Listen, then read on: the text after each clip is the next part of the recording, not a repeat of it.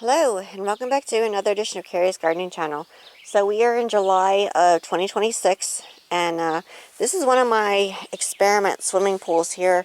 It has the holes drilled in it so that the water would drain out of it. It has the soil in it, and what I did this year with it is I did a lot of direct seeding in it. Now there were a few plants that I did transplant into it that I had started early in the greenhouse. But 99% of this is all direct seeded in. I'll give a list of what all I put in here for the direct seeding method. So we have our beautiful flowers here starting to bloom, and this did exactly what I wanted it to do. Some of your seeds, and here's another one over here. I did the same thing with 99.99% of this is all direct seeded in. And we have the nigella here. We have our sunflowers. I have my paper daisies here. And I have all different kinds of flowers that are direct seeded in here. So the goal of this is that after my sunflowers are done blooming, when I take them out, I will have flowers in here to fill in these areas, which is going to give me a continuous supply of flowers and cutting out of these little areas here. Now these are fed because they do need food, and there were a few things that I did transplant into here, but not too much.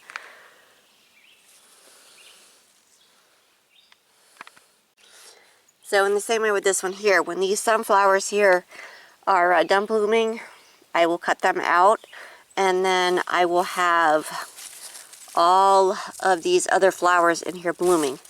So this right here, which I have one right here, is an African daisy here, and over here we have our paper daisies. I have the Love Lies bleeding right here.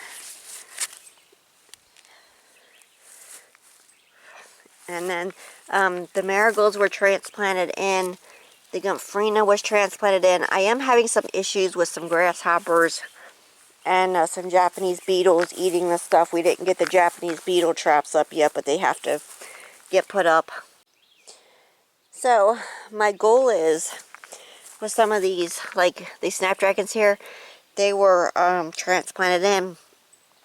But my goal is once I'm done harvesting from them, is I'm going to let some of them go to seed, and I'm going to let the seeds drop back in this container here, and it should start reseeding on its own, which is what I'm really hoping. Also with the other one I showed you with the nigella in it, is that they'll start reseeding on their own, and it's going to be less that I'm going to have to start from seed and transplant out.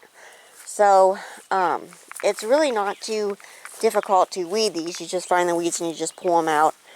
And I'm hoping to establish this area in here where this can actually basically take care of itself, and it'll be able to reseed and all that. So really looking forward to seeing how this keeps going here. Now, like I said, these do need food, and I do have to feed them because of how many plants are in here, but they're growing very nicely.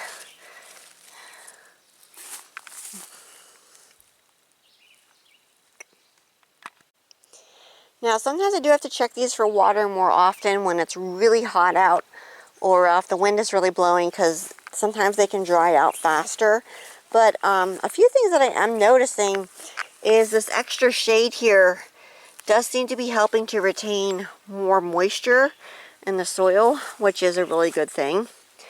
But like I said, I do still have to water them sometimes, and when you do water them, you release your plant food out. So we've seen where they were kind of sitting for a little bit, and we started watering them more, and I started growing a lot faster because the water was helping to release the plant food.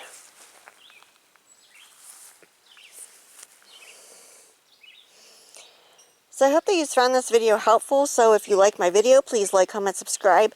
Please don't forget to hit the little notification button. That tells I put a new video on. Thank you for watching. Hope you have a nice day. Bye.